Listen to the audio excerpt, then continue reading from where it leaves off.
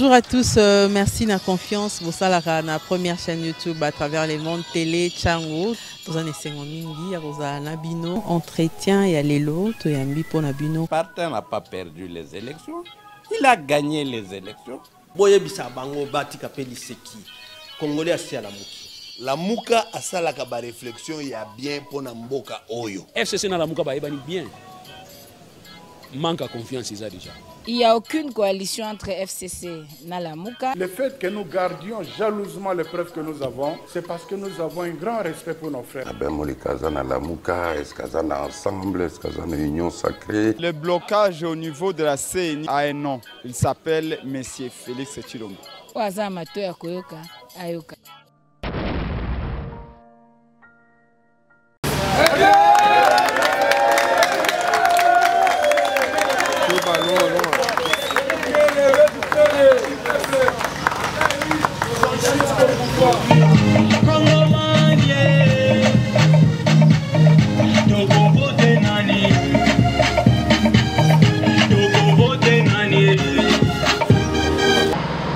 Comme nous le savons, nous avons eu déjà 2 journées autour de cette question de la guerre à l'est de la République démocratique du Congo. La 3e fois, on n'a pas pu le faire et aujourd'hui c'est la 4e que nous nous mettons ensemble. Nous avons parlé de la partie sud Kivu, suivi de la partie nord Kivu. Et aujourd'hui, on voudrait accentuer notre conférence sur Ituri. Parce que quand on parle de l'Est, il y en a qui ont peut-être une connaissance un peu floue ou bien approximative de la géographie de notre territoire national. Alors, pour nous parler de Ituri, nous avons avec nous le camarade Malivo Kagaba Jalo.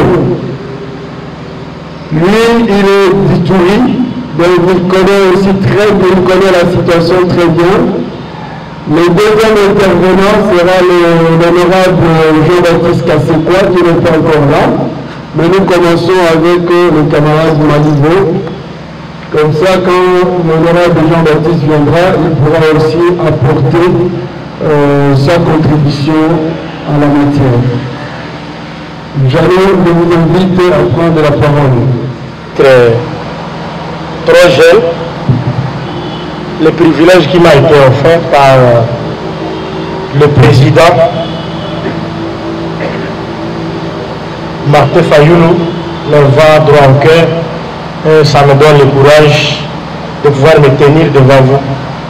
L'exposé, je vais le faire en français, mais de temps en temps, je parlerai aussi à lingala. Parce que c'est une de nos langues nationales. Je voulais qu'on nous apporte ici la carte de la RDC, pour que de manière brève, que je présente, que je localise l'Ituri. Parce que comme le modérateur venait de le dire, le secrétaire général, nous avons des difficultés à pouvoir même situer l'Ituri pour beaucoup qui sont ici à Kinshasa. Mon texte s'articule sur un certain nombre de points que je vais rapidement soulever. Je l'ai intitulé « Évolution de la situation récente de la sécurité en province de l'Ituri ». Je vais essayer de parler tout petit peu de la situation géographique de l'Ituri. Je vais me déplacer là et tout le monde verra où se trouve l'Ituri. Après, je vais parler d'un bref aperçu historique de la crise sécuritaire en Ituri. Et là, j'ai scindé ces points à plusieurs sous-points parce qu'il faut avoir une idée sur la situation sécuritaire de l'Ituri pendant la Deuxième République. Sous la FDR, sous les différentes rébellions qui se sont succédées en Ituri. Pendant la transition, le gouvernement 1+4. Après, je parlerai de la situation qui a prévalu après les élections de 2006 jusqu'à nos jours. Mais je vais parler quand même de quelques cas de massacres qui sont perpétrés en Ituri. À la fin, je vais parler de quelques facteurs d'alisement de la guerre en Ituri. Sans tarder, je commence avec la situation géographique de l'Ituri.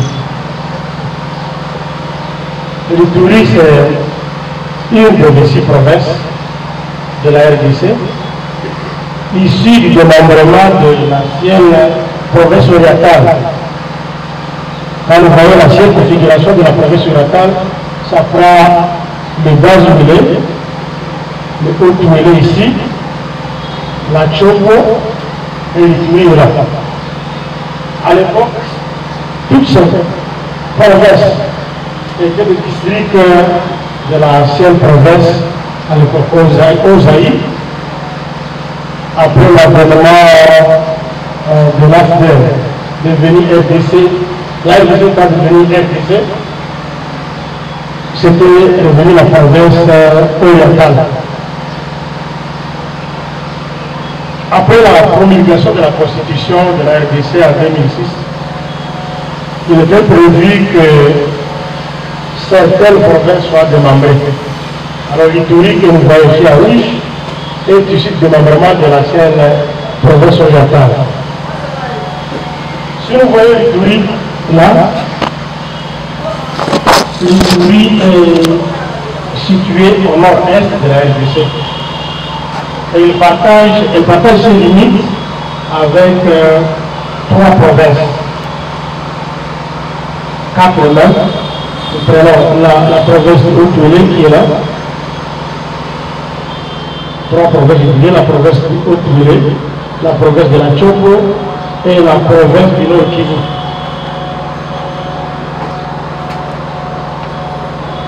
L'Ituri a beaucoup de ressources. Je crois que c'est une des causes qui fait à ce que les conflits persistent en Ituri jusqu'à ce jour. Quand vous voyez du côté est de l'Ituri, bien que ce n'est pas indiqué, c'est l'Ouganda qui est ici à côté. Et en bleu ici, c'est le lac Albert, anciennement appelé le lac Mobutu, pour ceux qui bonne souvenance. Les lacs qui regorgent beaucoup de poissons, mais ces derniers temps, l'Ituri fait face à un problème où il y a une convoitise sur les lacs pétroliers qui viennent d'être découverts ici. Ça attire beaucoup de multinationales qui se discutent. Je reviens peut-être brièvement, il y a plusieurs sociétés qui sont passées là-bas. Certaines sociétés ont commencé, ceux qui ont dit l'exploration, à un moment donné sont partis, d'autres sont venus.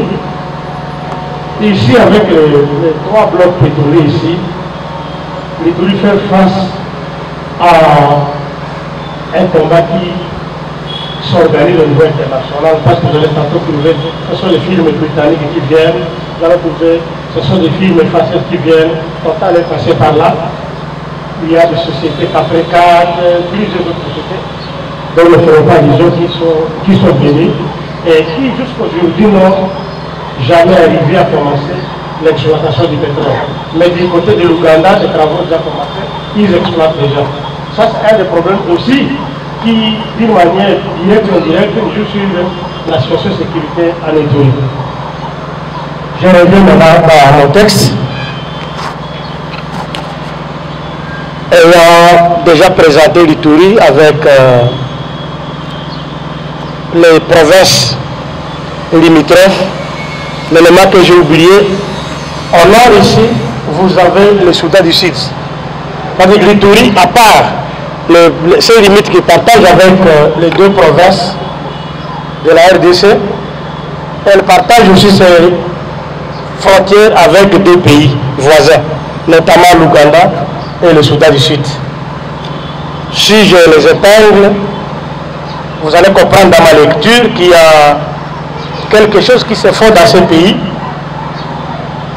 Le Soudan du Sud un peu moins, mais l'Ouganda, vous allez voir le rôle que l'Ouganda a joué depuis l'avènement de l'AFDEL jusqu'à ce jour, un rôle que je qualifierais déjà d'un rôle négatif parce que l'Ouganda est en train de manipuler les compatriotes congolais pour qu'ils s'entretuent, pour qu'ils puissent avoir la même mise sur l'or, sur la forêt, sur même d'autres ressources qu'on n'a pas encore commencé à exploiter.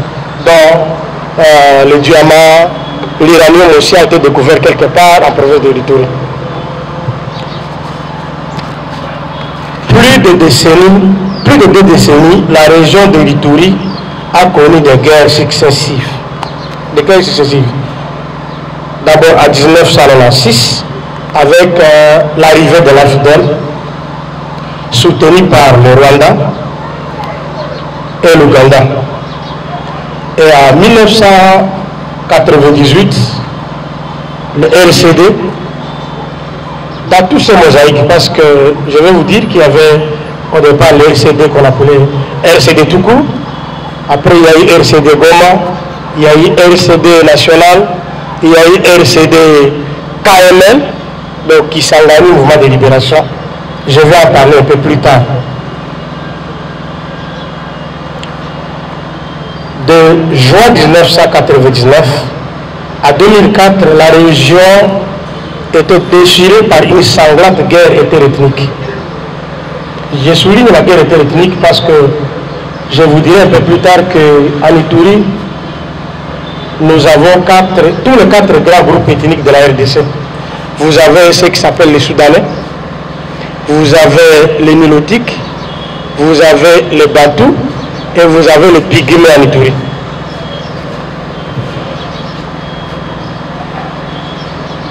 En 1999, pendant la guerre qu'on a appelée, pour certains, la guerre d'agression, d'autres la guerre de libération, je dois préciser ces 2 concepts parce que nous sommes dans une conférence où nous avons des intellectuels, nous avons des élites, nous avons des acteurs politiques. C'est malhonnête pour nous les Congolais. Quand nous venons, quand nous prenons les armes, nous disons que nous venons pour la libération. Mais lorsque nous sommes déjà assis, que l'autre arrive, on dit que nous sommes agressés par l'autre. Pourtant l'autre qui vit après, il dit aussi qu'il veut libérer. Je vais vous raconter cette histoire parce que moi j'ai vécu en Ituri. En 1996, lorsque l'AFDEL venait, l'AFDEL s'est dit je vais libérer la RDC. Pour ceux qui étaient pendant la Deuxième République, ils ont qualifié l'AFDEL d'agresseur. L'AFDEL s'installe, le RCD arrive, l'AFDEL qui était du côté de Kinshasa ici, avec le roi Désiré Kabila, s'est dit agressé par le RCD. Mais le RCD de son côté dit qu'il vient pour libérer le Congo. La liste est très longue parce que le MLC est passé par là, le RCD KML est passé par là, le RCDL est passé par là, avec le même pareil que l'Ouganda. L'Ouganda soutient toute initiative de déstabilisation et de guerre, mais en passant par nous-mêmes, nos propres compatriotes. Je vais vous citer quelques noms pendant mon exposé, ça va vous surprendre. Ça va vous surprendre, pourquoi? Parce que nous suivons beaucoup de leçons ici à Kinshasa, dans les radios, dans les télévisions. Mais si nous revenons dans le passé, de beaucoup d'acteurs politiques, nous avons dit qu'ils ont été aussi quelque part les gens qui ont contribué pour le malheur de ce pays. Dieu merci pour notre président qui est présent. Il se bat politiquement et utilise sa tête pour essayer d'apporter quelque chose de plus meilleur pour ce pays. Mais il y en a d'autres qui se sont fait des acteurs politiques en utilisant les armes contre les propres frères que nous sommes, que vous êtes. Tantôt pour la libération, comme ils disent, et d'autres comme des agresseurs en utilisant. Donc, en se servant de 2 pays voisins, dont le Rwanda et l'Ouganda, dont vous attendez encore l'écho aujourd'hui. malheureusement. Sous la Deuxième République, quelle était la situation de l'Ituri? Sous la Deuxième République, du règne de Mobutu, la province de l'Ituri, à l'époque district, n'a pas connu de crise sécuritaire majeure, à part celle liée au conflit foncier. Ce conflit foncier opposait les agriculteurs lindous et les éleveurs Emma. Je ne dois pas cacher mon identité, je ne me suis pas présenté. Moi, je suis de la tribu Lindou. On peut considérer la tribu Lindou comme des agriculteurs. En opposition par rapport au conflit foncier, ce sont les Emma qui sont là parce qu'ils ont besoin, toutes les deux communautés ont besoin de s'épanduir. Les agriculteurs ont besoin de l'espace, n'est-ce pas, pour cultiver. Les éleveurs ont besoin de l'espace pour pendre les troupeaux. C'était ça, et c'est cela même la base des conflits ethniques en Ituri. Mais durant de Mobutu, ce qui était positif, à chaque fois, les conflits fonciers dégénéraient ou tentaient de dégénérer à une guerre interethnique, la force publique était là pour s'interposer directement et immédiatement mettre fin à ces conflits. Il ne faisait pas une semaine, tout au plus 2 semaines, 3 semaines, sans que la force publique, l'armée zaïroise, ne puisse intervenir et mettre fin à la guerre qui pouvait diviser de manière continue pendant longtemps les deux communautés, Emma et Lindou. Le problème viendra lorsque l'AFDEL va passer par là. L'AFDEL passe pour la libération du Congo d'après son idéologie. L'AFDEL malheureusement n'aura pas le contrôle sur ce qui viendra après son passage par l'Ituri. L'AFDEL est passé en Ituri en 1996 en décembre. Arrivé à Kinshasa en 1997, on avait une accalmie précaire de quelques mois seulement, si pas une année, parce que déjà en 1998, c'est le RCD qui s'est pointé pour venir combattre le régime de l'AFDEL. Après le régime de Mobutu, la Deuxième République, il n'y a pas eu beaucoup de problèmes sécuritaires en Ituri. Le problème a commencé à refaire surface et arrivé jusqu'à ce jour lorsque le RCD est passé par là.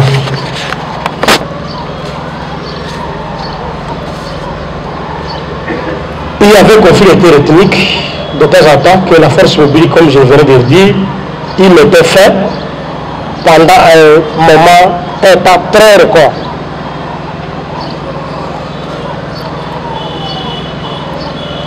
Sous les différentes rébellions, je parle ici de RCD qui est arrivé en 1998. Le RCD est arrivé à Ituri le 8 août 1998. Avant d'avancer, j'aimerais rappeler quelque chose. Toutes ces guerres qu'on appelle tantôt d'agression, de libération, commençaient toujours par le Sud Kivu. Quand la guerre commence au Sud Kivu, et après, le nord Kivu à Goma. C'est directement l'Ituri qui a l'expédition, parce que ça ne tarde pas pour la fête de l'Ituri et embraser le reste du pays. L'AFDEL a commencé, ici au Sud Kivu, au mois d'octobre. Il est arrivé quelques jours après à Goma, en Nord Kivu, et en décembre, l'AFDEL était déjà à Ituri et a poursuivi ce chemin vers le Toulé, prendre l'équateur jusqu'à arriver dans le Kenge, Bandougi, à Kinshasa, le 17 mai 1997, je pense. Le RCD a commencé la même logique. Au sud Kivu, au nord Kivu, et a fait vite Ituri. Malheureusement, cette nouvelle aventure va trouver une résistance. Pourquoi? Parce que le MLC s'était déjà créé du côté équateur, qui a poussé la progression du RCD vers le nord de la République. Le RCD va se limiter à prendre le nord Kivu, le sud Kivu, le nord Kivu, l'Ituri, le Haut-Toulé et la Tchoto.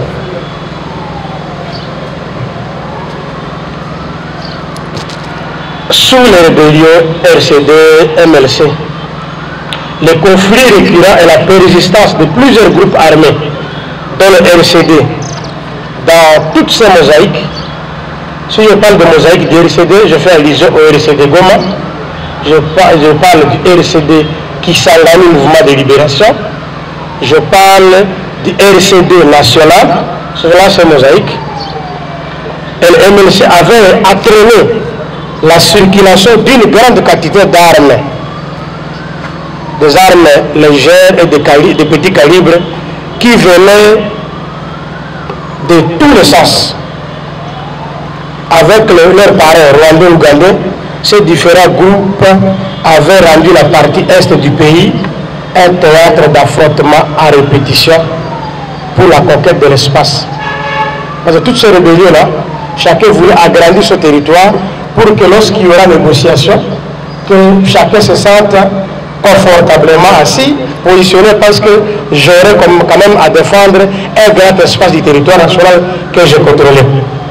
C'est ce qui avait fait que lorsque le MLC à ce moment-là, qui se trouvait à l'Équateur,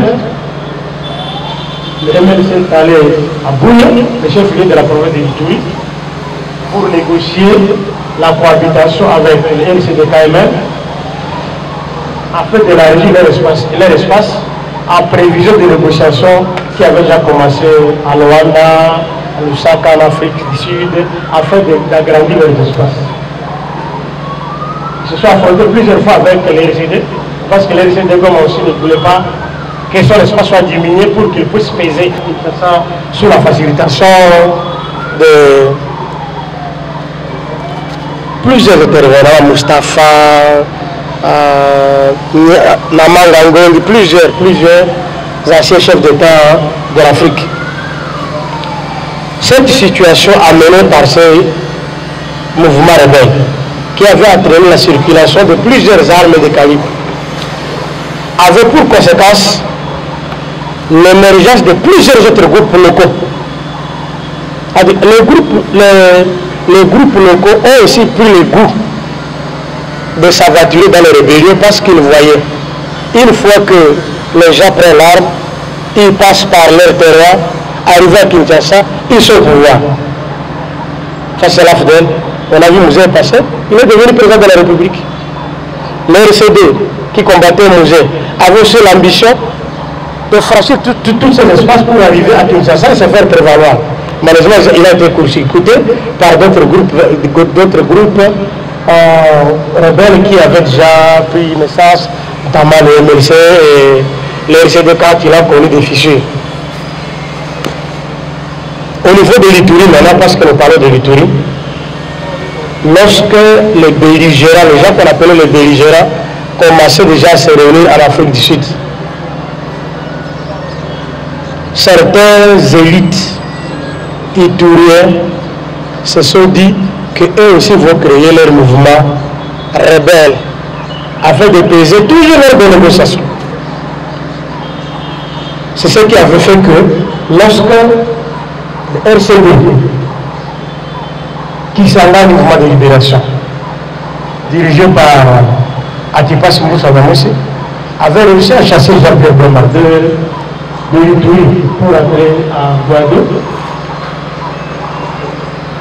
le RCD-KML s'est vu aussi être chassé par les mouvements qui venaient de naître à l'Ituri, l'UPC de Thomas Louva. Où est-ce qu'il trouvait la force? Toujours auprès d'un même parrain, l'Ouganda. L'Ouganda a soutenu l'AFNET, l'Ouganda a soutenu le RCD, l'Ouganda a soutenu le MLC, l'Ouganda va soutenir aussi le nouveau mouvement, le groupe armé qui venait de naître à l'Ituri, donc l'UPC. L'UPC ne va pas tarder parce que, l'ayant vu, les autres aussi ont pris goût. Avec toujours leur parrain ougandais, on va susciter d'autres groupes qui vont s'affronter contre l'UPC sur le contrôle de l'Ituri. Tout ça, l'Ouganda n'avait pas un autre objectif. C'était de rendre l'espace instable pour continuer son exploitation. De lors, parce que l'Ouganda avait déjà pris le contrôle de Kinomoto. Pour ceux qui connaissent l'Ituri, vous connaissez Mongwalu, vous connaissez Wacha, où nous avons des gisements dont parfois que nous ignorons l'importance, mais ce sont les étrangers, les multinationaux, ainsi que nos pays voisins, qui ont le regard très fixé sur ces ressources-là. L'Ouganda a manipulé les compatriotes jusqu'à rendre le pays instable, parce que déjà, lorsque on signait l'accord global inclusif à Sun City en décembre 2002, je pense, le 27 décembre 2002, l'Ituri était déjà dans une autre rébellion. L'IPC n'ayant pas participé dans les discussions de Sun City, une fois pour sa partie avec le RCD-KML à Sun City pour la signature, l'IPC a repris le contrôle de tout l'Ituri. Du coup, lorsqu'on a créé le gouvernement 1+4 issu de Sun City, ce gouvernement n'avait pas le contrôle sur l'Ituri. Parce que l'Ouganda avait déjà soutenu un autre fils qui venait de naître, qui était l'IPC. Kinshasa avait du mal à pouvoir contrôler l'Ituri. Donc l'Ituri est devenu un espace à part. D'abord géré par l'Ouganda. À un moment donné, c'est la Monique maintenant qui va s'interposer. Vous vous souvenez de William Swing? Oui, William Swing, le représentant du secrétaire général de la Nations Unies au Congo, s'est fait comme un petit président à l'Ituri là. Parce que c'est lui qui va mettre sur la même table l'UPC avec les autres groupes armés, dont les FNI qui venaient de naître, tout autour, et commencer un autre dialogue. À part ça, il y avait notre petit dialogue qui commençait à l'Ituri aussi. Du coup, sous la pression de la communauté internationale, quand même l'Ouganda va accepter de quitter, mais la Monique va demander à ce que l'Ouganda puisse nous laisser un bataillon pour la sécurisation de son personnel, comment ils appellent, les observateurs des Nations Unies. Parce que là, on n'avait pas encore déployé les casques bleus pour la sécurisation du territoire. Le dialogue qui s'est tenu à l'Ituri avait commencé ici à Kinshasa, au centre Nganda. William Swing, avec le gouvernement de la République, avait réussi quand même de ramener la notabilité de l'Ituri ici à Kinshasa, au centre Nganda. Ils ont commencé leur discussion ici à Kinshasa.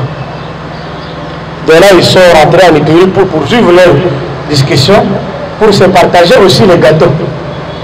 Mais cette fois-là, le gâteau était très amer à avaler. Ça n'a pas été profitable aux Ituriens qui n'avaient pas participé à Sun City. Parce que le gâteau était déjà suffisamment partagé. L'Ituri avait un problème qu'il fallait traiter de manière particulière. C'est comme ça que vous allez voir, à l'issue de ce dialogue, on va créer à l'Ituri une administration spéciale. Le 1+4 était à Kinshasa. L'Ituri avait aussi son 1+4. Il y avait un coordonnateur avec ses adjoints. Il y avait une assemblée spéciale intérimaire aussi là-bas. Et il y avait une structure d'accompagnement des groupes armés pour les accompagner à la démobilisation. Voilà la situation que l'Itourie a vécue pendant le gouvernement I+4. Je dois rappeler pendant ce temps que William Swing, qui était le grand chef d'Itourie, avait réussi à convaincre le gouvernement de Kinshasa de négocier ou d'amadouer les leaders locaux de l'Itourie de ramener à Kinshasa. C'est comme ça qu'à un moment donné, on a vu M. Thomas Lubangisa Kinshasa, M. Floribert Jamboussa Kinshasa, et tous les autres, les généraux, Germain Katanga, Jérôme Kakwavu, tous ceux qui le connaissent, sauf Bosco Taganda qui avait réussi à devenir ici. Parce qu'au moins tout s'était élevé au grade des généraux. 5 ont accepté de venir à Kinshasa. Bosco Taganda est resté en Itourie et il a commencé à porter un mouvement. Le mouvement n'a pas réussi, il traverse à l'Ouganda. De l'Ouganda, il traverse au Rwanda. De Rwanda, il rentre au Congo pour commencer ce qu'ils ont appelé le CNDP L23 aujourd'hui. Beaucoup de ces acteurs, si je cite le nom, ils sont passés par l'Itourie parce que je crois que c'était le passage le plus facile et le contact facile avec l'Ouganda. Avec le même président qui a encore la fonction, Museveni Yoweri. Thomas Lubanga se verra très vite notifié d'un mandat d'arrêt international. Il va aller à la Cour pénale internationale. Après lui, ce sera le général Germain Katanga qui va le suivre. Donc, le mouvement qui s'est créé après la signature de l'accord global inclusif a épargné beaucoup de belligérants qui étaient sur le terrain. Il semble qu'il y a eu une loi d'amnistie qui a été signée pour dédouaner tous les belligérants, tous les chefs qui ont signé sur l'état de la République. Malheureusement pour Lubanga, Floribert Jambou et tout le monde, ils n'ont pas eu cette affaire-là. C'est comme ça qu'ils se retrouveront d'abord tous à Makala. De Makala, on va les déporter vers la Cour pénale internationale. Et je vous épargne des détails qui ont été faits à la Cour pénale internationale. Parce que moi-même, tel que je suis là, je suis allé à la Cour pénale internationale pour une déposition là. Voilà cette page tournée, les élections passées en Itourie, comme partout ailleurs la République démocratique du Congo. Avant que je n'arrive à l'étape qui a suivi, je note quand même, lorsque la MONUSCO, la MONUC de l'époque, a décidé de faire partir le bataillon ougandais resté, le Conseil de sécurité des Nations Unies avait décidé qu'une force internationale puisse se déployer en Itourie. Pour sécuriser l'histoire, c'est la force qu'on a appelée Artemis, conduite par les Français. L'objectif d'Artemis, c'était quoi? C'était la sécurisation de la population et de déplacer les terres, parce que à chaque fois que les différentes rébellions passaient, la population était prise pour cible parfois. Alors, il a fallu une force même pour sécuriser la population. C'est comme ça qu'on avait déployé la force Artemis. Malheureusement, seulement dans la ville de Bunia. Et le rôle que Artemis a joué, c'était de chasser tous les groupes armés qui étaient en train de disputer la ville de Bunia. Parce que les groupes armés, au-delà de tous les belligérants, les RCD, l'UPC, le FNI, physique, quelqu'un peut connaître ce chef Yves Kawa Parlement, si vous tapez, vous allez trouver. Tous ces gens-là se disputaient la ville de Bunia. Tous ces groupes se disputaient la ville de Bunia. Il y en a qui étaient du côté est, du côté ouest, du côté sud, centre, etc. Alors la force Artemis avait eu un des rôles de pouvoir les évacuer de la ville de Bunia, parce que la ville était menacée. La population était très nombreuse à la ville de Bunia, parce qu'ayant fui les villages, les coins, les recoins où devaient être exposés à la sécurité des groupes armés. Artemis a su sécuriser. C'est d'ailleurs à cause d'Artemis qu'il y a eu une accalmie à Bunia pour que la discussion puisse se poursuivre et s'achever la surface à Bouya afin de construire l'administration spéciale vétérinaire. Ce n'est qu'après, au mois de septembre 2003, que le contingent uruguayen de la MONUSCO va arriver pour la première fois à Bouya afin de continuer le travail que Artemis était en train de faire. Mais là aussi, le contingent uruguayen n'avait pas un effectif suffisant pour sécuriser toute la province de l'Ituri. C'est comme ça que les tueries se sont poursuivies en dehors de la ville de Bouya. De 2004, parce qu'il y avait une accalmie précaire en 2004, de 2004 jusqu'à 2017, l'Ituri a connu une accalmie que je qualifierais de précaire, parce que déjà on avait déployé les unités des FARDC à ce moment-là. Les FARDC, une innovation encore des groupes rebelles, parce qu'eux ne voulaient pas qu'on puisse garder le nom Forces armées congolaises, FAC. Parce que les belligérants avaient aussi le nom de leur groupe.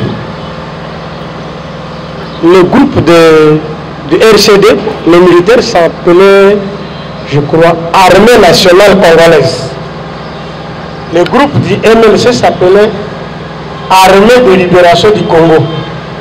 Il trouve ici à Kinshasa, l'ex-gouvernement avait encore les forces armées congolaises. C'est ça, non? FAC. Parce qu'on avait négocié, tout le monde pouvait faire prévaloir ses idées. C'est comme ça qu'on a changé le nom FAC en FARDC par consensus ici, lorsque tous les belligérants se retrouvaient à Kinshasa. Le déploiement des FARDC sont poursuivis et cela a apporté une accalmie sur presque toute l'étendue de la province de l'Ituri. Mais un problème va surgir avec le programme de désarmement et de démobilisation qui n'a pas été bien conduite. Certains miliciens qui n'ont pas été servis par leur donner de l'argent, qui n'ont pas été bien réinsérés dans la société, ayant pris le goût des armes, vont rentrer en brousse. En plus de ceux-là qui sont rentrés en brousse, il y aura certains démobilisés à qui on a remis des motos, des équipements pour leur réception sociale, n'étant pas habitués à des travaux, des routines pour chercher de l'argent, ils vont rentrer encore en brousse. C'est comme ça qu'un des groupes qui est resté très actif, c'est le groupe qu'on appelle FRPI. FRPI va rester actif en Ituri. Sur FRPI va se greffer maintenant les autres miliciens qui avaient même intégré l'armée nationale pour aller continuer avec les aventures de la guerre.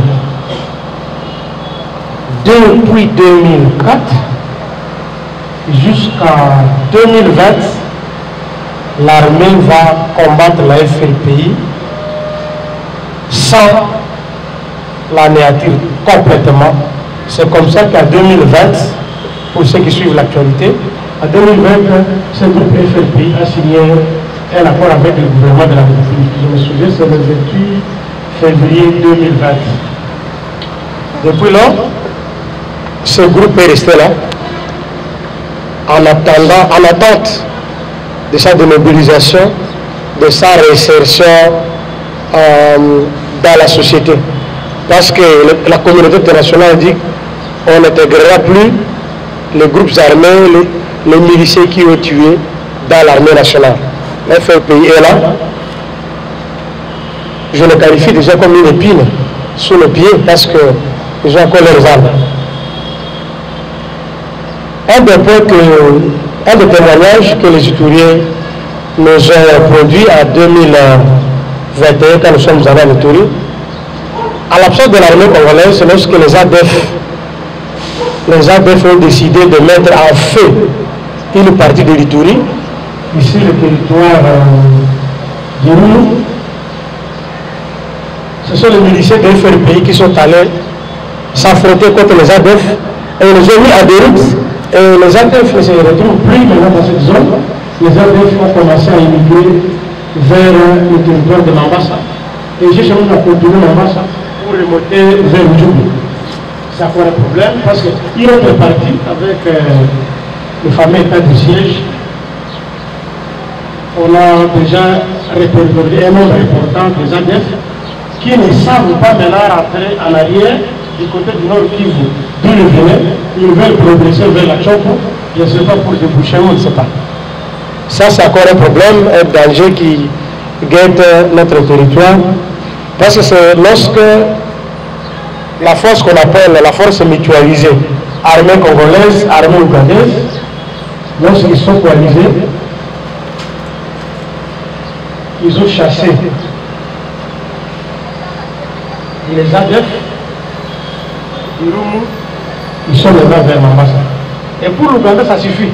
Parce que dès lors qu'ils ont éloigné les ADF de leurs frontières, le reste c'est votre affaire. Vous les Congolais. Malheureusement, on n'arrive pas encore à maîtriser les ADF parce que, quand vous suivez les actualités, ils continuent encore à tuer. Et hier, j'étais étonné de voir les ADF se promener sur une route nationale. La nationale, qu'on appelle RL4, qui va de Vituri vers Beni. Ils ont circulé, on ne sait pas où était l'armée. Ils ont circulé, ils ont marché, ils sont même photographiés, ils ont envoyé les photos dans les réseaux sociaux.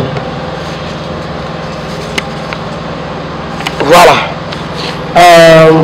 Maintenant, de 2017 à nos jours, ce que vous suivez, c'est une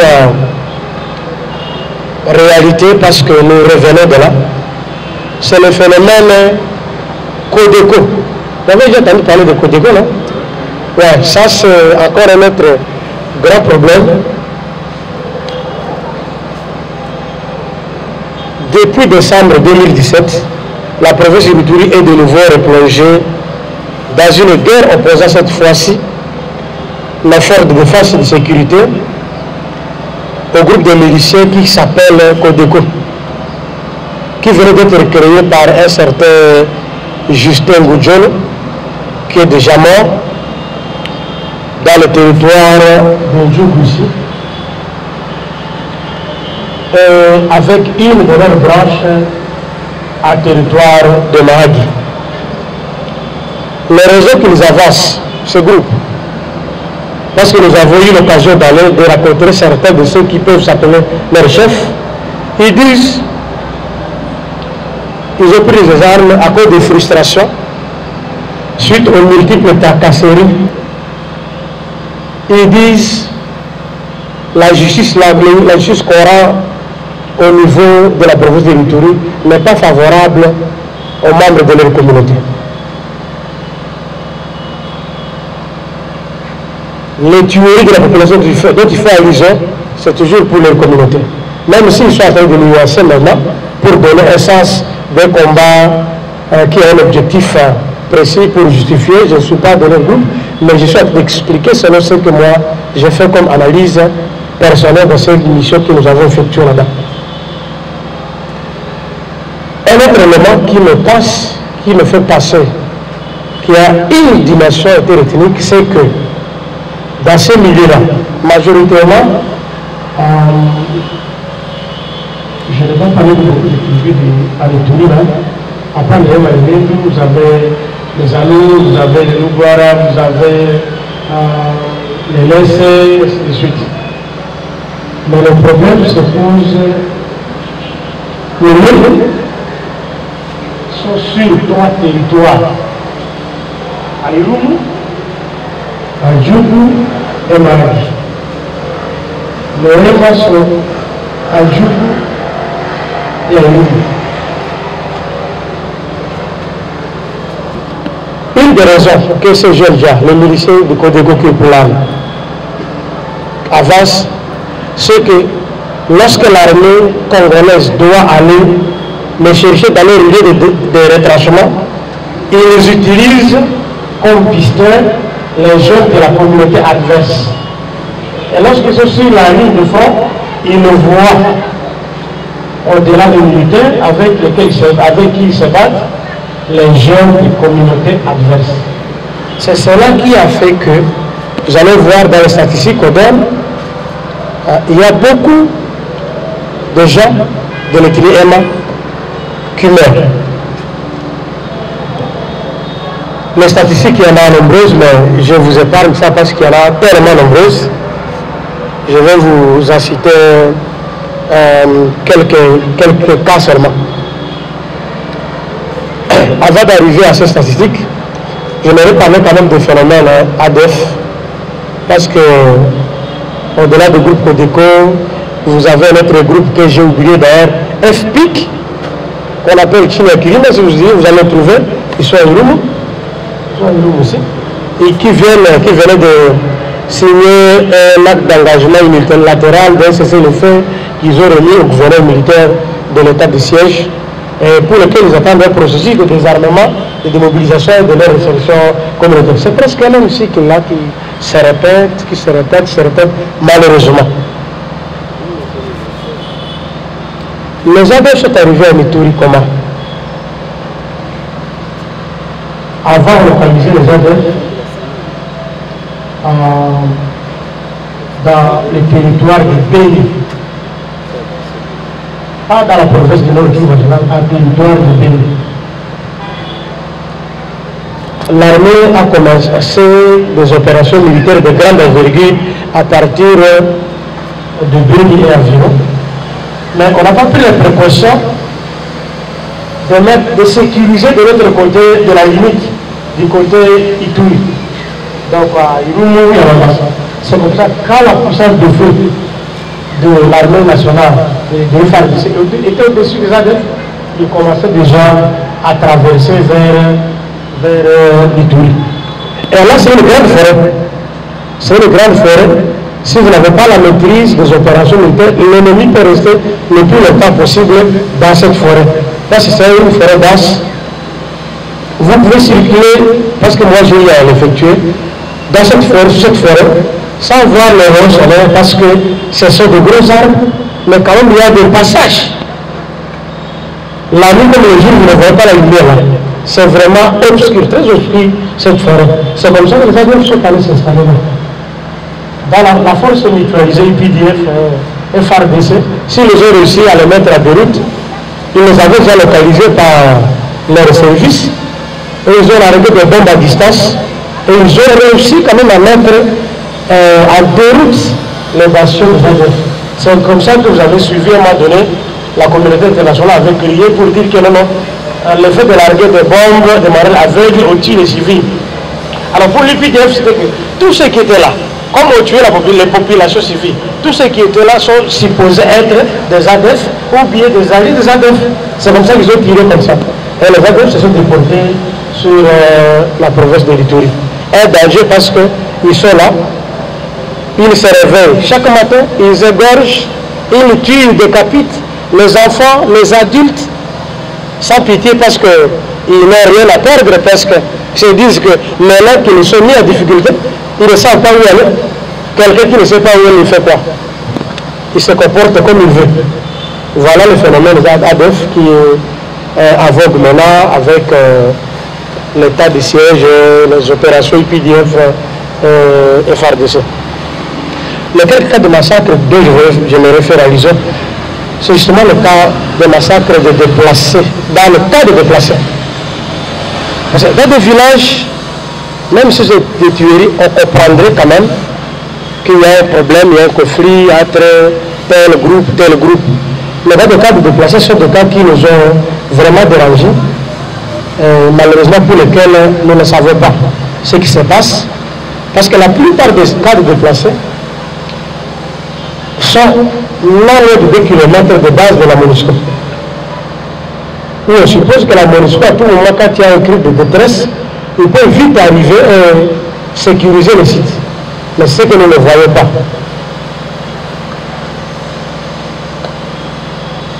Il y a le site que le secrétaire général adjoint des Nations Unies en charge du métier de la paix venait de visiter dernièrement, un site qu'on appelle Héros. 22 personnes ont été tuées là-bas, dans le camp. À côté, il y a la base de la MONUSCO à moins de 5 km, mais on a tué les gens quand même là. l'armée congolaise aussi, qui est tout autour, mais on a tué. Nous pensions que c'était un exemple qui pouvait alerter tous les services pour qu'on puisse sécuriser tous les sites, mais nous constatons que ça ne va pas. Parce que, après ça c'était en novembre de l'année 2021, le 1er février 2022, il y a eu encore massacre dans un autre camp de déplacés, où on a tué 62 personnes, les enfants. J'ai vu sur le papier où nous retracions le nombre, donc les personnes qui tuées, un enfant de moins d'1 mois qui a été tué. Vous avez vu, il y a eu des enfants de 3 mois, les femmes, les vieillards, ainsi de suite. Comme cela ne suffisait pas, le 8 mars, on a encore attaqué un camp où la mission catholique a ouvert son espace pour aider les déplacés à s'héberger, mais qui a été quand même attaqué. Et l'armée ne peut pas si loin de là. On ne comprend pas. Le 10 mai, il y en a eu encore un autre ici de déplacés où on a tué 15 personnes. Et pour ce cas ici, je me dis, il y a quelque chose qui ne va pas parce que si vous arrivez là, même le projecteur de contingent de la MONUSCO éclaire jusque dans le camp. Mais on ne comprend pas. On a tué les gens juste à côté sans que la MONUSCO ne puisse arriver et voler au secours de la population vulnérable. Parce que un site déplacé, c'est un lieu à principe qui est sécurisé, non? Qui doit être protégé à tout moment contre le danger. Et notre cas, c'est le cas, je ne sais pas, des cas miniers. Là, je dois nuancer. Là où on a massacré plus de 45 personnes. Là, c'était la discussion autour d'un site minier. D'après ce que nous avons suivi du rapport du gouverneur militaire, on a tué le propriétaire du site minier et les miliciens sont venus se venger. Ils ont tué à désordre une quarantaine de personnes. Voilà le problème auquel l'Ituri fait face, l'insécurité persistante. Qu'est-ce qui est à la base de l'enlisement de ce conflit? D'après nous,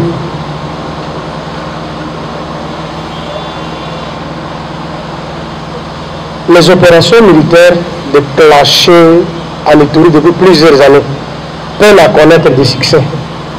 Pourquoi? L'affairisme est entré dans le monde de notre armée. Comme la politique paye, il faut aussi que l'armée paye. Quand je suis dans l'armée, il faut que je me paye, il faut que je me construise mes villas aussi. C'est ça l'affairisme que nous avons trouvé comme un des éléments. Deuxième élément, c'est les sous-effectifs des militaires sur le terrain. Les militaires ne sont pas nombreux tels qu'on le déclare partout ici.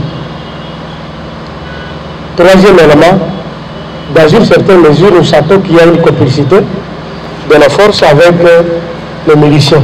Le dernier cas date, vous avez suivi, on venait de juger et condamner plus de 5 militaires parce qu'on les a attrapés avec des munitions qu'ils partaient remettre aux miliciens. Là, ça m'a dérangé personnellement parce que comment un militaire peut aller vendre des armes et des munitions aux miliciens contre qui il se bat? Parce que ces munitions, quand vous les vendez, il a. Mais il va revenir vers vous. Ça, c'est un des éléments que nous avons trouvé très dangereux.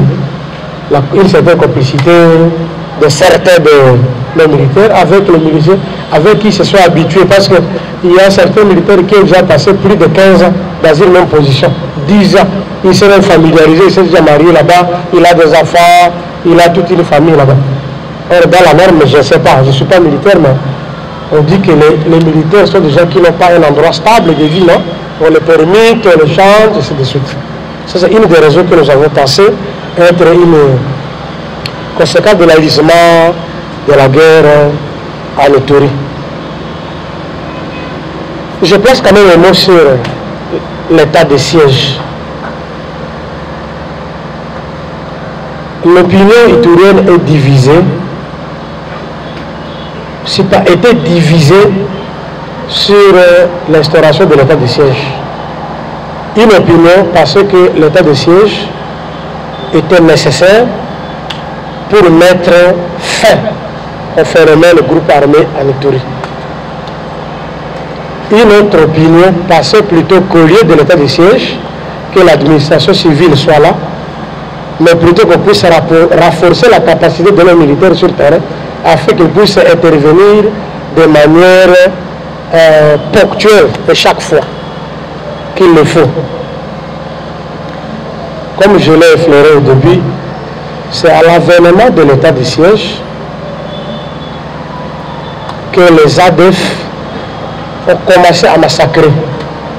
La raison est simple. Lorsque les autorités de l'état du siège se sont déportées à Bunia, à Ituri, le premier message qu'ils ne vont pas trouver bon, et qui sont venus d'abord prioritairement pour combattre les groupes armés étrangers.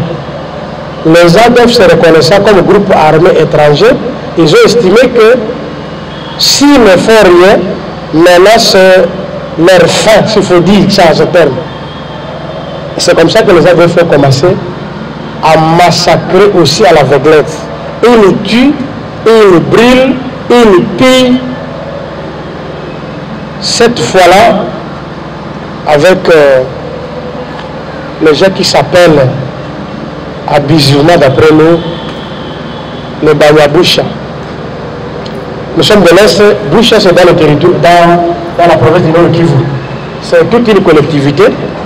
Et les originaires de là sont de Boucha, le peuple Boucha. Mais ceux qui sont en Ituri, nous sommes presque convaincus que ce ne sont pas de Boucha. Parce qu'ils nous ont tendu la main aux ADF pour massacrer les Congolais qui étaient dans Boga, Tchabi, en territoire d'Irimo. Et du coup, ils ne vivent plus là où ils étaient. Le problème de ce groupe, nous ne sommes pas des tribaux. Je ne prêche pas le tribalisme ici, mais je dois dire quand même la difficulté que la partie sud de l'Ituri a connue, c'était le déplacement massif de ces gens-là qui se seraient fait passer pour des Banyaboucha. Quand vous consultez certains compatriotes du Nord Kivu, même de la collectivité de Boucha, ils disent, pour la plupart, ce ne sont pas les leurs. Les analyses amènent l'opinion à comprendre que la plupart de ces gens-là, ce sont des expulsés qui étaient dans des cas de déplacés au nord de la Tanzanie. Ce sont des Rwandais qui étaient au nord de la Tanzanie à cause d'un des ordres qu'ils avaient semés. On était obligé de les renvoyer, de les expulser tous. Mais il n'y a pas la possibilité de rentrer chez eux. Au Rwanda, ils ont pris le territoire congolais comme île d'asile. Et on a produit une feuille de route, je dirais, collective, pour qu'une bonne partie de ces gens-là se déplacent de Goma jusqu'à Bobo, quelque part. Ils ont commencé à cultiver. D'abord, ils étaient à la forêt. Ce que vous avez tiqué, les humanitaires nous rapportaient ceci. Quand vous allez avec des assistances humanitaires auprès de ces gens-là, ils le refusaient. Ils disaient qu'ils ont la capacité de cultiver et de se produire de quoi manger eux-mêmes. Pourtant, les autres compatriotes de l'Ituri qui sont déplacés en interne acceptaient les assistances humanitaires. Mais ces gens-là venaient de très loin, qui n'avaient même pas encore de portion de terre suffisant pour l'exploitation, refusaient les assistances humanitaires au motif qu'ils savent cultiver, ils ont la force, ils ont la capacité de cultiver. Certaines indiscrétions ont même dit que lorsqu'ils traversaient, au-delà de leurs outils pour les travaux du champ, il y avait des armes qui étaient cachées dans leurs effets, dans leurs bagages, qu'ils se sont amenés avec jusqu'à Ituri là-bas. Voilà ce qu'on peut retenir des ADF, des Banyaboucha, que nous n'appelons pas Banyaboucha pour ne pas les cacher, que nous voulons qualifier directement de Hutu-Rwandais qui n'ont pas eu la possibilité de rentrer chez eux au Rwanda, mais qui ont voulu, donc qui ont trouvé une terre au Congo. Voilà. Mais nous, comme piste de solution, parce que nous avons passé aussi à certaines pistes de solution, nous avions passé que l'armée ainsi que tous les services de défense et de sécurité soient renouvelés à Ituri. Je suis tenté de le dire qu'ils soient renouvelés même dans toute la partie est du pays. Parce qu'il y a des commandants, comme je l'ai dit tantôt, qui ont déjà passé beaucoup de temps en Ituri, au nord Kivu, au sud Kivu, et qu'on ne permette presque jamais. Et ce qui va vous surprendre, la plupart de ces commandants sont des commandants issus des mouvements rebelles. Mais je ne sais pas pourquoi on a préféré les garder là-bas, alors que ce sont les gens qui sont habitués avec le mouvement de l'stabilisation de l'Est. Ça, c'est aux autorités du pays de voir, mais nous avons pensé qu'il faut les renouveler. Un autre élément, il faut combiner les efforts, continuer à sensibiliser ces groupes armés locaux qui ne comprennent presque rien parce qu'ils sont en train d'ouvrir la porte effectivement à ce qu'on appelle la balkanisation. Parce que le phénomène de balkanisation, c'est sur toutes les lèvres. Toutes les lèvres, aussi pas dans tout l'est du pays, mais en tout cas en Ituri, c'est sur toutes les lèvres. Mais sensibiliser pour qu'ils ne puissent pas ouvrir la porte à cette balkanisation. La balkanisation, nous disons, est planifiée pas par le Congo, mais par les puissances occidentales. Mais ils peuvent trouver une porte d'entrée à travers ces mouvements insurrectionnels, ces mouvements d'autodéfense, ces groupes rebelles qui sont en train de se constituer, ça et là, à travers nos provinces. Au-delà de la sensibilisation, il faut mener des opérations réelles, des frappes, des opérations militaires, aussi de grande envergure contre certains groupes armés qui sont réfractaires et qui ne veulent pas comprendre. L'État reste l'État. Nous avons passé au-delà de ça, qu'on réhabilite certains centres. Pas centres d'entraînement, mais le centre où le militaire est habité. En Ituri, à l'époque de la Deuxième République, pour ceux qui connaissent l'histoire, il y avait un centre qu'on appelle Gombari. Gombari, il y a Mo-Awa, c'est une colline, où il y avait des personnes que lorsqu'il y a une tension qui commençait quelque part, on n'attendait pas que les militaires viennent de Kinshasa, de Kisangani, de Lubumbashi, parce que c'était loin. Ce sont les militaires qui étaient sur place qui étaient envoyés immédiatement sous le commandement du ministre de Kinshasa pour pouvoir anéantir tout mouvement suspect qui devait naître. Moi, je pense comme une des pistes de solution, c'est de remettre en activité ces camps-là. Là, ça aiderait la République non seulement à sécuriser le territoire national du côté intérieur, mais aussi aux frontières. Parce que en 2021, il n'y avait presque pas de militaires FARC ici, à Aouz. Donc les militaires sud-soudanais faisaient des incursions sur le territoire congolais et venaient même voler des bétails et piller le bien de la population en traversant la frontière. La présence de ces deux cas réhabilités, pour nous, nous pensons que ça peut servir comme un cas de dissuasion, c'est-à-dire qui permettrait, à chaque fois qu'il y a un mouvement suspect, de directement le déployer sur le terrain, parce qu'attendre que les troupes viennent de provinces très éloignées laisse la porte ouverte à l'ennemi de prendre la place et de l'occuper en premier, et c'est difficile souvent de le déloger. La preuve est là avec toutes les sections des mouvements armés, quand ils n'avaient pas la présence de nos forces, ils occupaient tout bonnement des entités. Ils commençaient déjà de commerce, de l'exploitation, créer des administrations parallèles, comme ce que nous venons de suivre aujourd'hui même, le matin à Bunagana. Le M23 a déjà nommé ces membres de la douane qui commencent à percevoir. Ils veulent déjà demain, je ne sais pas ce soir, nommer des autorités coutumières qui vont gérer l'activité pour leur compte si notre armée n'arrivait pas à les mettre à déroute aujourd'hui ou demain. Voilà, chers compatriotes, j'ai été pétrole de votre indulgence.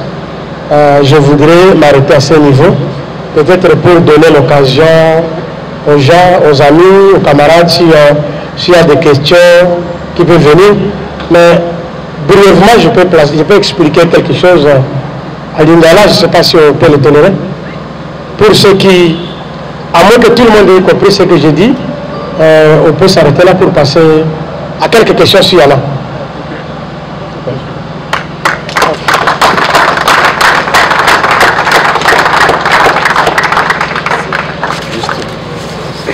Voilà. Je ne sais pas s'il y en a qui ont quelques questions à poser pour beaucoup plus d'éclaircissement. Qui les opposent des limites, c'est à l'État d'y mettre fin. L'État responsable peut y mettre fin parce que les Lendou, les Hema sont dans l'obligation de vivre ensemble parce qu'ils partagent des collectivités voisines. Si vous partez, vous serez étonné. Parce que même il y a des villages qui se rentrent dedans, le village de Hema comme Lendou. C'est à l'État de mettre fin à cela. Pourquoi pas revoir même la carte. Voir à un moment donné, la notabilité autour avait demandé à ce qu'on aille chercher les cartes, nos anciennes cartes de la Belgique pour voir les limites de chaque entité de notre pays. Moi là je pense que ça peut être aussi une des pistes. Mais les Hema sont des compatriotes comme les sont des compatriotes congolais. Je profite pour répondre aussi à une des questions qui a été posée dans le même sens. Ndekwatuni na Lingala Hema Lendou conflit wana Hema Lendou na lobaki déjà ezalaka ou ezalaka conflit ya ba limite Balendou baza na ba limite na bango bakata mingi bilanga au-delà des autres activités Bahema mingi eza koboko la bibwele koboko la bibwele c'est vraiment espace za la molai monene là à l'origine même ya conflit nauti koloba kolakisa ndenge nini le pouvoir de Uganda asakaragana biso c'est-à-dire na Uganda kuna soko yebani kuna na mikojo baza kuna. Je le dis ça, ma chère, l'émotion est dans le mikojo baza kuna et que nous avons ambition na yo nous allons été moi on nous allons comment continuer et ba dimenio ba tio quoi ba tio ma boko kende kunda sala ba baza la tere kuna te baza na Uganda et l'autre ezalaka ya malamu oyo esungaka biso quelquefois waso otali na Uganda population eza na Aru par exemple eza na baekolo mosusu baza na bao bakotoka bandeko na bango du côté Uganda. De la même manière na Mahagi awa okuta baalur ya Mahagi na baalur oyo baza na Uganda. Njugu c'est la même chose. Irumu est tout petit peu yango wana ene moko esungaka biso mais soki mutu moko ya lokoso ya bokonzi lokoso ya pouvoir lokoso ya mbongo akomi kuna alaki bango eloko songolo to pakala bato akuna bazalaka souple babi idée na yo eza nini tosunga yo na nini eloko wana tokobaka biso du côté kuna parce que voisin azaka na biso totala biso soki eloso okomi kuna na Uganda parce que nasala komba na Uganda principe population Uganda makaniso ezalaka Congo bino bozala na bomengo ebele fore na bino ezali wana baore ezali wana bosala yango te bosalelaka yango te ndenge nini opesa biso na etenge na Uganda po biso mpe tokende toexploite attention koyi kosala yango vous allez trouver ça dans l'opinion ata bajeune même ata moto atangaki azoreveka Congo mpona ngoni Congo bomengo ezali kuna nde bayokaka nde batangaka bomengo eza kuna alors moto nyonso akolakisa posa na ye ya koma na Congo na yalakisi bino dia la succession ba mouvement rebelle pareil à Zaka Moko. Ce qu'on a c'est le roi. Mais principal, pareil, pour ce qui concerne l'Ituri principalement, le pareil c'est sur l'Ouganda.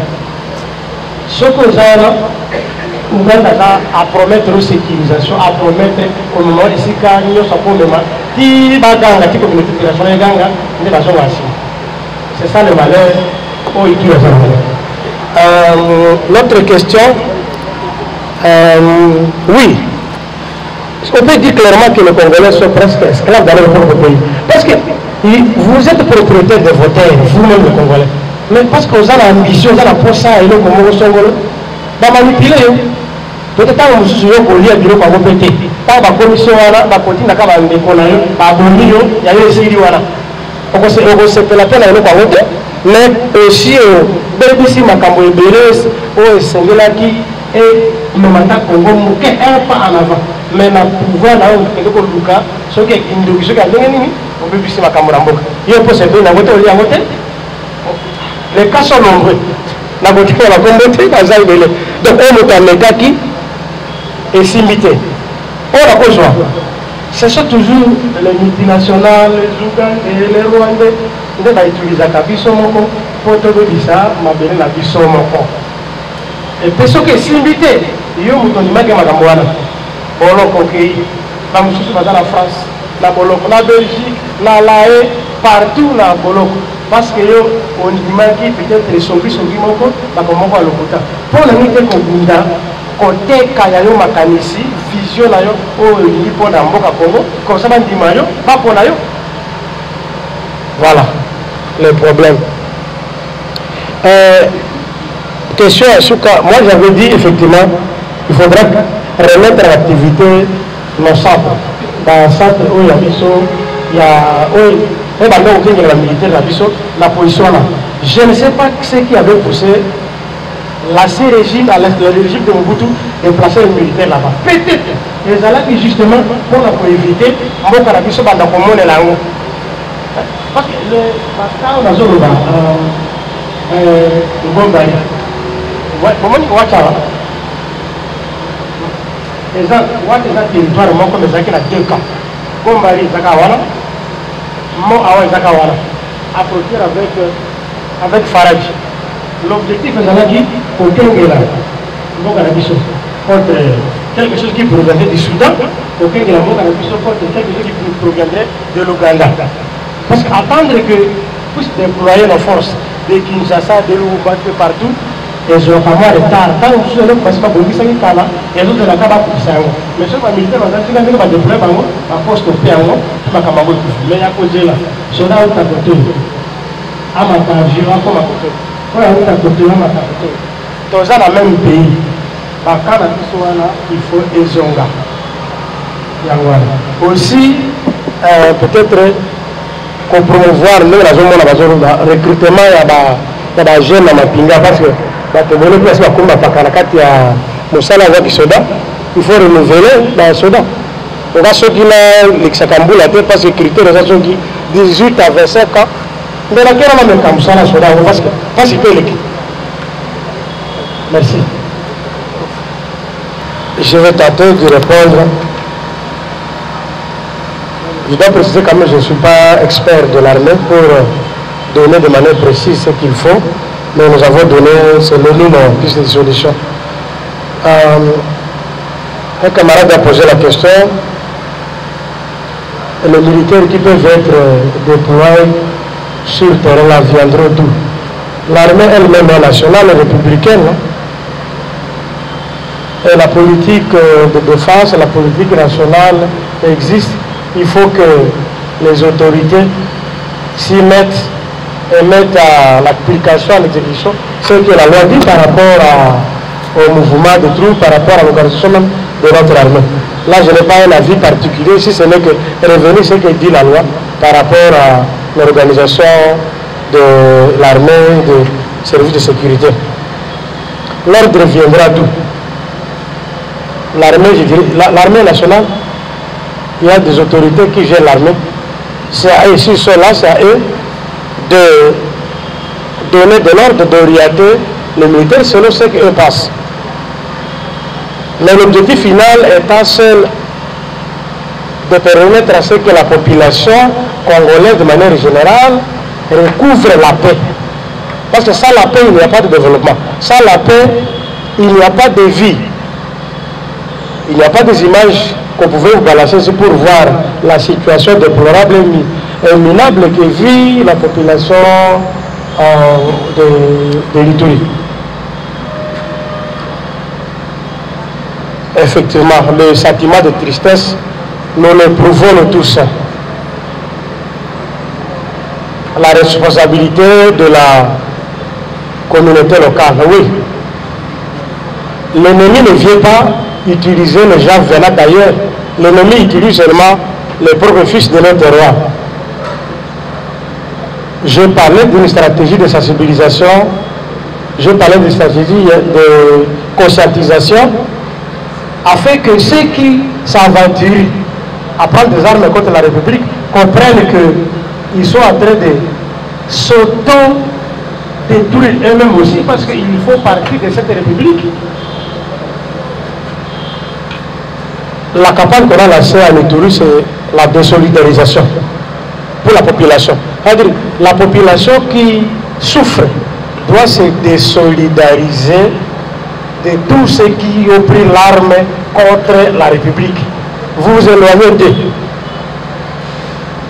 Effectivement, il y a aussi une dimension qui dérange un peu, la collaboration. Une bonne partie de la population, depuis un certain temps, ne collabore pas avec l'armée, n'a pas confiance en notre armée. Ça, je dois le dire quand même. Parce que si la population collabore avec l'armée, la population est capable d'indiquer où se trouve l'ennemi, avant même que l'armée ne puisse se mettre en place pour suivre l'ennemi, pour vérifier où se trouve l'ennemi. La population locale, au moins une ou deux personnes, peuvent connaître quel est le problème qui se pose. Donc la collaboration entre la population civile et l'armée, c'est un des atouts qui peut faire à ce que nos forces de défense et de sécurité puissent réussir dans leur mission de sécurisation de nos populations et de notre territoire. Merci pour le camarade qui a donné sa contribution et qui a aidé aussi à ce que l'auditoire puisse comprendre qu'il y a des choses qui ont été savamment planifiées et que des fois la population se trouve être pris entre le marteau et la grille, ne connaissant pas d'où vient telle autre situation, mais la population civile parce qu'elle sait quoi faire. Le nombre d'électeurs élevé à l'Est. Ça encore c'est une question technique, je ne sais pas comment je vais y répondre. C'est la commission électorale nationale indépendante à l'issue de l'identification et l'enrôlement des électeurs qui détermine le nombre des électeurs. Le nombre d'électeurs. C'est vrai, à l'Est il y a une grande population. À début de cette guerre, les gens naissent quand même là-bas, les gens grandissent. Malgré les souffrances, les gens y vivent quand même.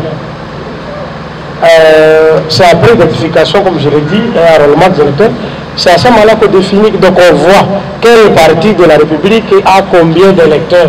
Et c'est à partir de ça même qu'on répartit les sièges au niveau national, au niveau des provinces. L'état des sièges. Je ne sais pas si le camarade qui a posé cette question en rapport à l'état du siège veut mon analyse personnelle ou ma lecture personnelle sur l'état du siège. Oui, le camarade qui a posé la question, c'est moi la position sur l'état du siège. Ok. Moi, personnellement, j'étais contre. Je venais de dire qu'à l'Ituri, l'opinion était divisée sur la présence de l'état du siège, de la gestion de la province par les militaires. Bien sûr, c'est une disposition de la loi, mais qui a divisé l'opinion. Certains pensaient que une fois qu'on sortira l'administration civile et mettre l'administration militaire, cela automatiquement pouvait donner des solutions à ce problème. Je vous surprends. Ça, le gouverneur militaire de l'état du siège, c'est le troisième gouverneur, la province du Ituri. À l'époque du MLC, lorsque le MLC avait fait alliance avec le NCD-KML, ils ont créé un mouvement d'ensemble qu'on a appelé FLC, Front de Libération du Congo. Et là, pour gérer la province de l'Ituri de manière particulière spécifique, on avait nommé un général comme gouverneur militaire. Il est député ici au Parlement, vous le connaissez. Le général Boulo, Bangolo, Bassab de Mohamed, vous connaissez lui. Il était déjà gouverneur militaire, il a géré la province pendant 11 mois, comme gouverneur militaire. Donc l'Ituri n'est pas la première expérience, c'est comme ça que moi j'avais trouvé personnellement que ce n'était pas important, parce que ce n'était pas une innovation pour l'Ituri. Après le Kondo, après Bouli Bangolo, c'est le défunt général Moulondo le Kondo. À l'époque de Moussa, quand Moussa a réussi à s'éloigner du MLC, ils ont gardé le RCD KML pour gérer la province de l'Ituri. Moussa avait nommé un colonel, le colonel Moulondo le Kondo. Donc il fit le deuxième gouverneur militaire, c'est lui qui est là maintenant, le général Loué, et le troisième. Il appartient aux seuls responsables qui ont décrété l'état de siège nommé gouverneur militaire dans l'apprécier. Parce que, voilà, nous sommes à 11 mois. 11 mois, je venais de faire rire le président. Le gouverneur militaire, au lieu de s'occuper des aspects purement militaires, il s'est déjà plongé dans les projets de développement. Comme tout gouverneur civil le ferait, non? Bon, il faut réhabiliter les routes, il faut construire ça, il faut faire ça. Mais un gouverneur civil peut faire ça. Dans la traité, les tueries n'ont pas cessé. Parce que la mission primordiale d'un état de siège, c'est combattre les sécurités, combattre les groupes armés, restaurer la paix. À mon avis, je pense, c'était ce que dit la loi. Maintenant, bon, les sécurités n'ont pas pris fait. Maintenant, il est dans les projets de développement. Il est vraiment dans le projet de développement. Hier, il y a quelques jours, le gouvernement de la République est parti à Bougne, non, pour lancer les travaux de l'agrandissement des pistes d'atterrissage de l'aéroport de Bougne. Ce qui n'est pas mauvais, mais un gouverneur civil peut faire ça. C'est comme ça que nous avions passé. Au lieu de décréter l'état de siège, il aurait fallu laisser l'administration civile parce que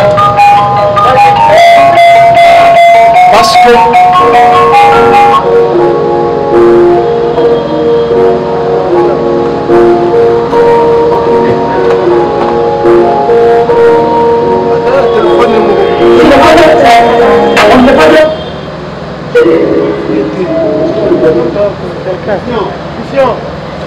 Papa.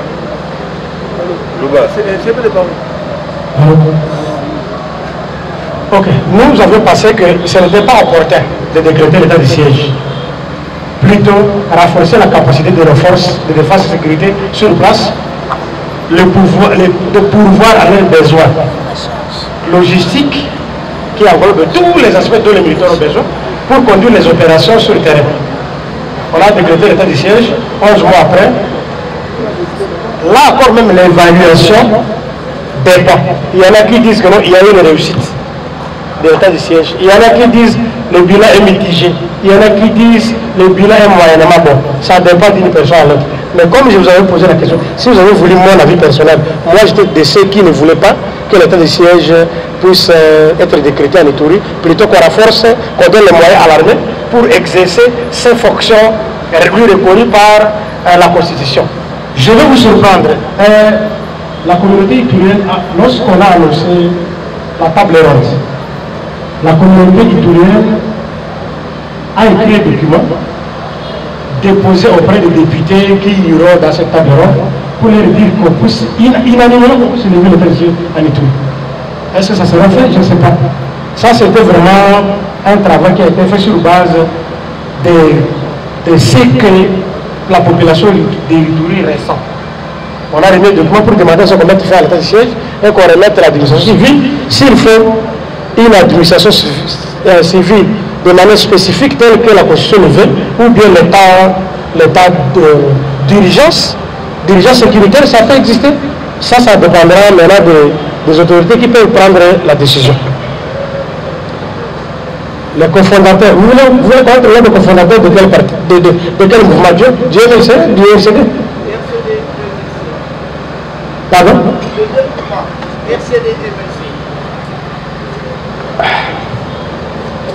Le RCD a commencé le 8 août, le 2 août 1998.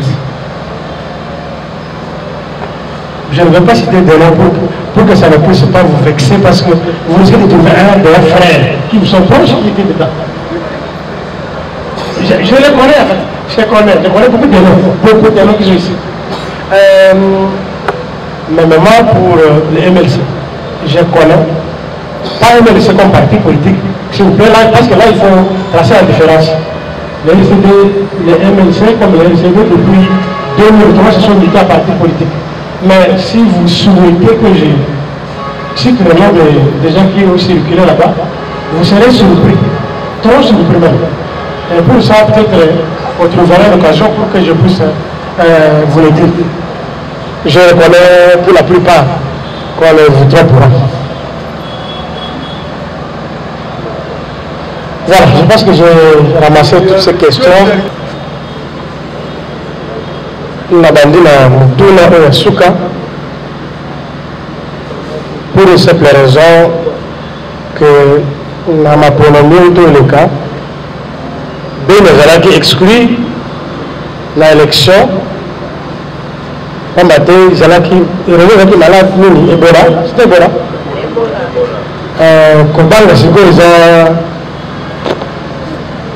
aspects et le prétexte était que la sécurité est allée à côté de là, dans le ballon de Coponato. Dans le cas de préjudice grave pour la S.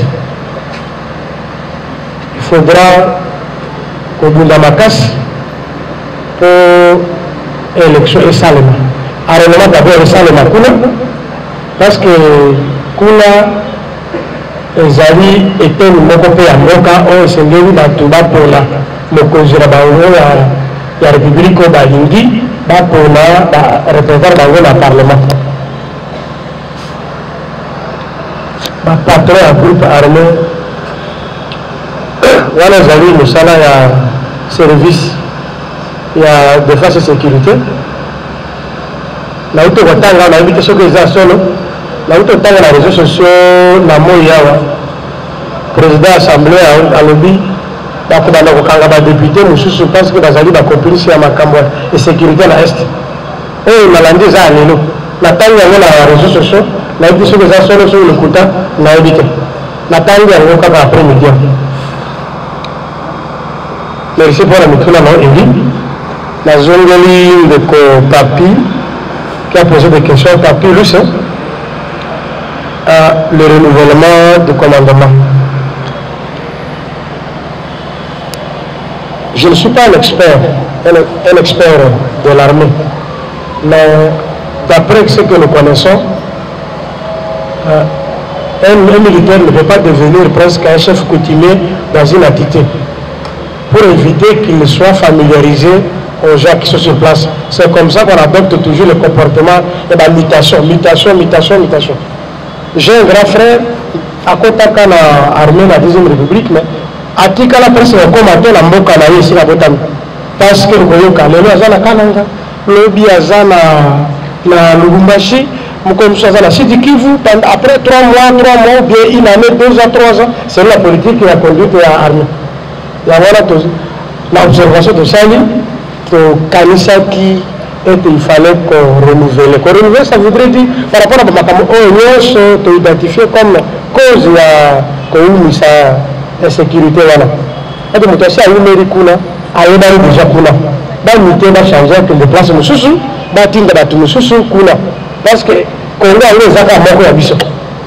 Et ça la tina tellement tout okende ozala par exemple autorité militaire là au sali 3 4 5 ans 6 ans 7 ans alors que ba continue mutu musala placer que des places mususu parce que le rôle national c'est de protéger l'intégrité du territoire national. Et ça c'est qu'on va la caisse kamoko. Moi, je pense que c'était par rapport à ça. La complicité, tout le monde dit comment on parce qu'il y a des décisions officielles, il y a justice. Je l'ai dit quand je parlais dans mon exposé qu'on a arrêté des militaires qui vendaient des armes aux miliciens. Il y en a même qui viennent d'être radiés de l'armée. Parce qu'ils ne sont pas dignes de demeurer de cette armée, alors qu'ils sont en train de trahir eux-mêmes cette armée-là.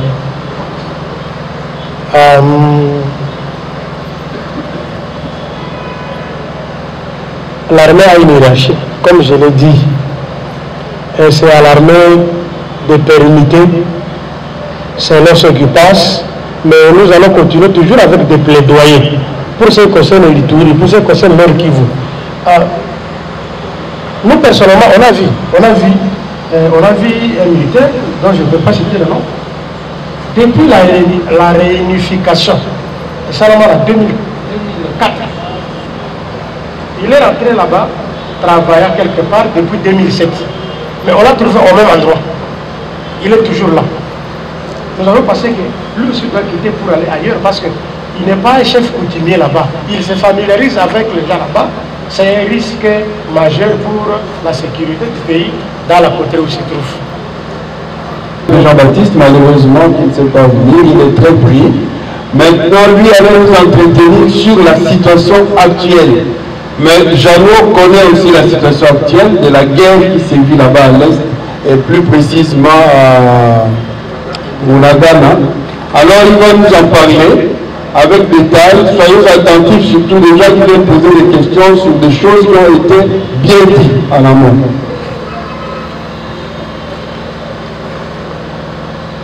Bon, merci beaucoup. C'est une partie que je n'avais pas préparée, mais la situation, nous la connaissons un peu.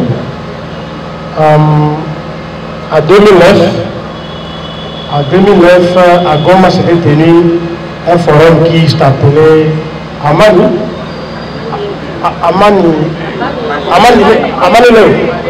qui a été chapeauté par le défunt l'abbé Malouane.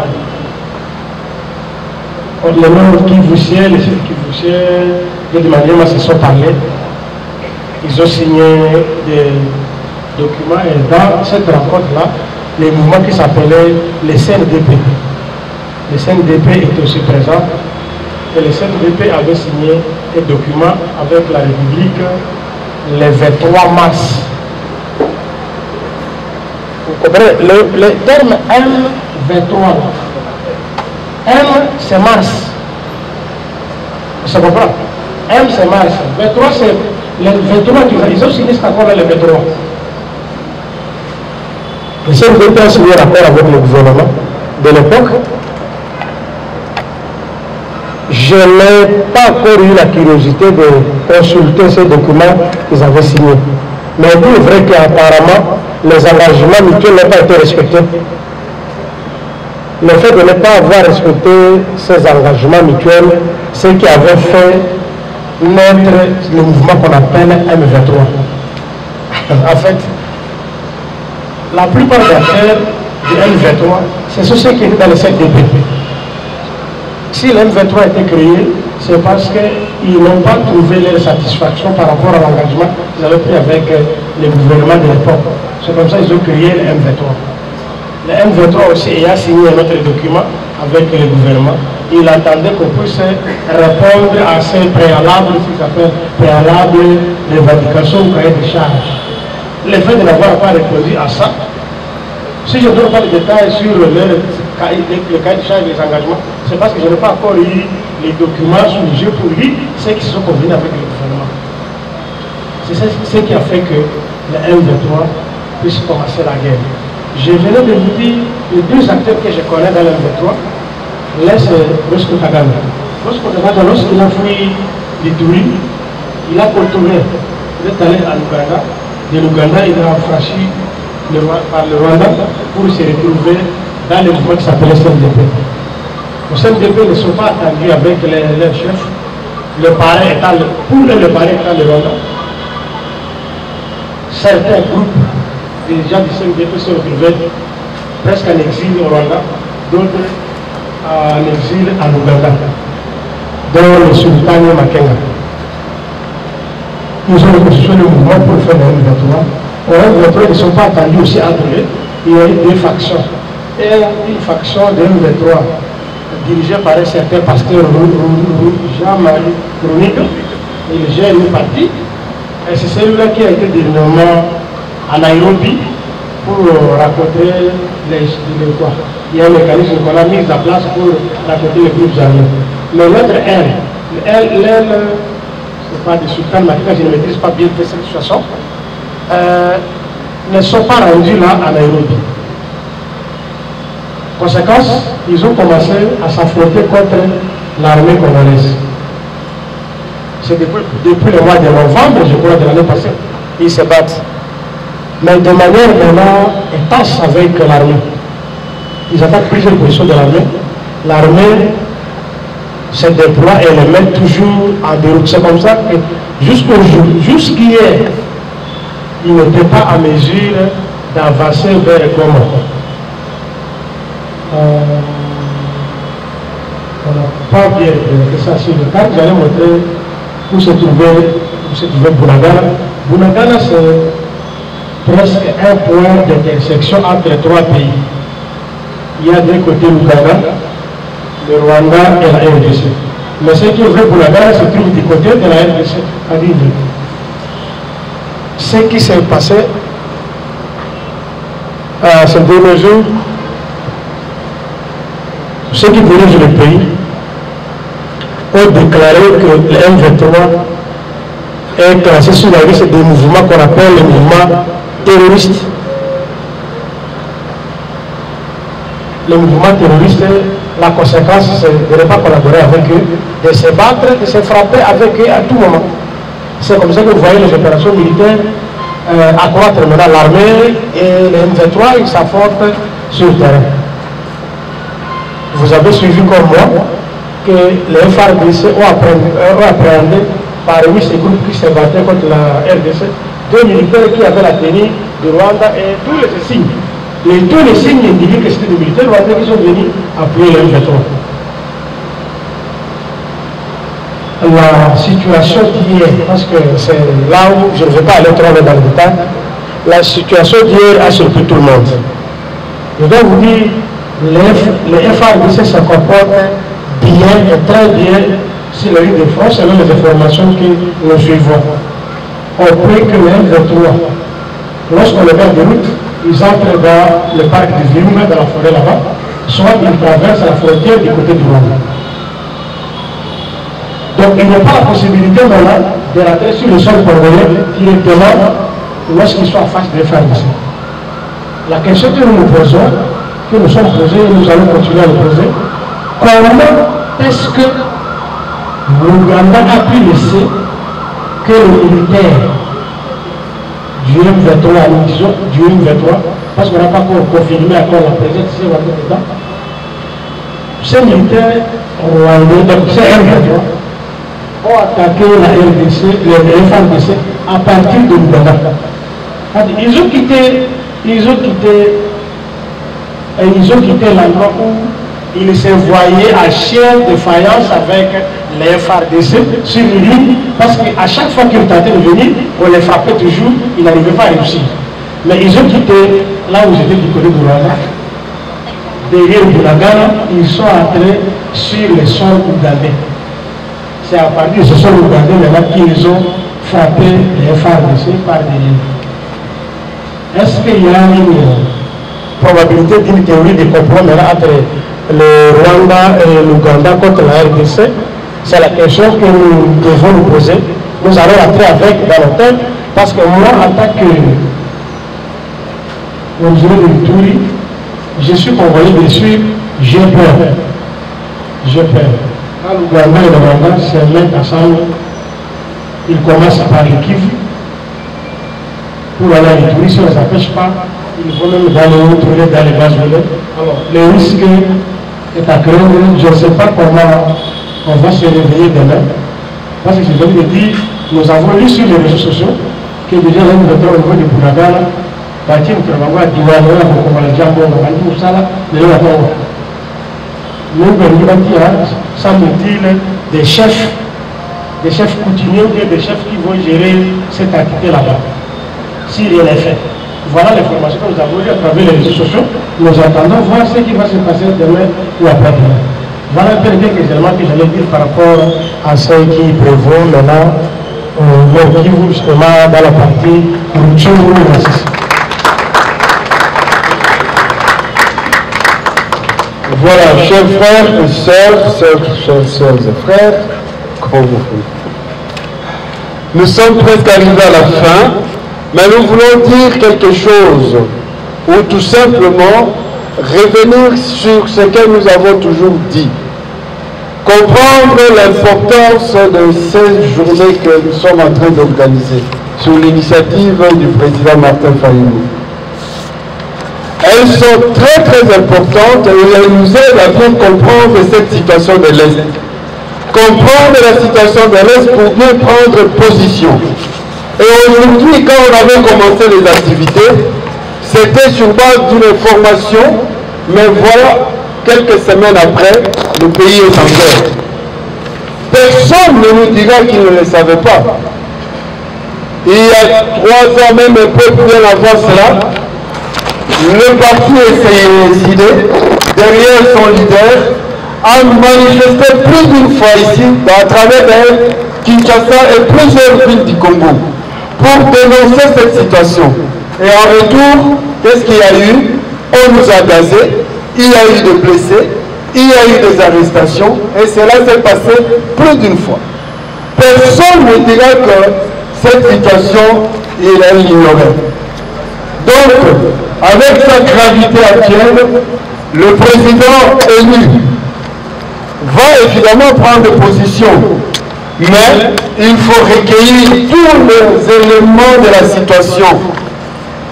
Ce qui se passe là, en collaboration avec l'honorable Jean-Baptiste, on va essayer d'aller plus en profondeur sur la situation pour permettre au président élu de se prononcer, de s'adresser à notre peuple. Et à nous autres, je pense que nous ne devons pas oublier cette situation grave. Et nous devons, là où nous sommes, continuer à en parler, sensibiliser les nôtres,